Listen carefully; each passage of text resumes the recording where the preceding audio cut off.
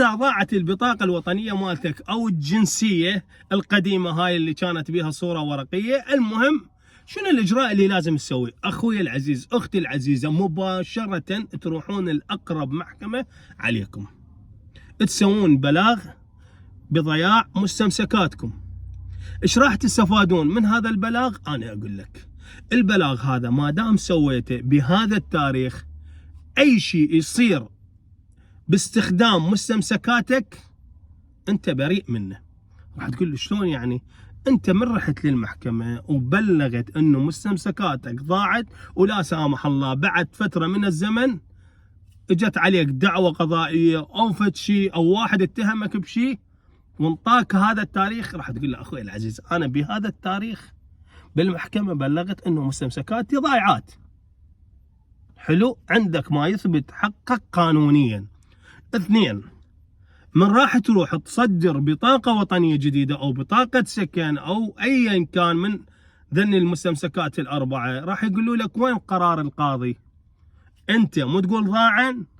تعال لي. طبعا أكو ناس شوية على كيفها، يعني ما دارت لها بال، يعني ضاعت عدة قبل شهر ومن راد يطلع راحوا هناك قالوا له تعال أخوي العزيز شنو اللي يثبت أنت بطاقتك ضاعت؟ والله انا ما بلغت بيها ولا عندي شيء ما يثبت هذا. يقولوا لك روح للمحكمه، راح تروح للمحكمه، شو تقول للقاضي؟ والله تقول له والله انا قبل شهرين ثلاثه ضاعت وانا ما داير لها بال، اكيد مو حلوه بحقك. حلو، فانت اول ما تضيع من عندك تروح تسويها. زين، مستمسك تقدر تمشي بيه بالشارع كشاب، عندك بطاقه الناخب ام الصوره تقدر تاخذها وياك.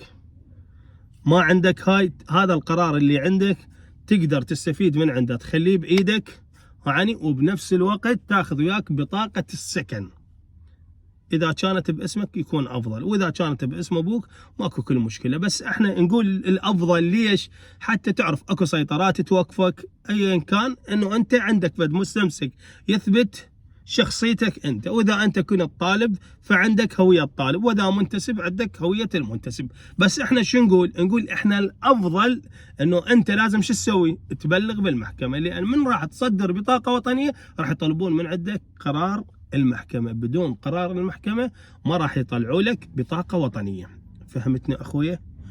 واذا عندك معاملة وهاي المعاملة طلبوا من عندك البطاقة الوطنية مالتك وانت ضايعة، فإذا يقبلون بصورة القيد الإلكترونية فتقدر تصدرها أنت. صورة القيد الإلكترونية شنو هي عبارة عن جنسية ولكن بورقة، معلوماتك بالتفصيل موجودة إذا عندك بطاقة وطنية. أما جنسية فما راح تستفيد منها، لأن هي الجنسية أصلا ساقطة تعتبر.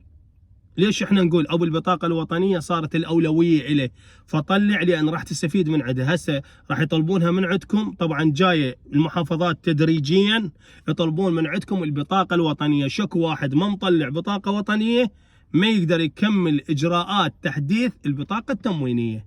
فانت اخوي العزيز، اختي العزيز، ضروري تطلعون بطاقه وطنيه حتى تستفيدون منها. الى هنا اتمنى قدرت افيدكم ولو بشيء قليل. استاهل عليه واحد يقول لي رحم الله والديك مهند على اللي قاعد تقدمه. حياكم الله، كان معكم مهند صالح، دمتم في رعايه الله وحفظه، في امان الله. لايك، شارك هذا الفيديو، ولا تنسوا والدي من دعاكم. ها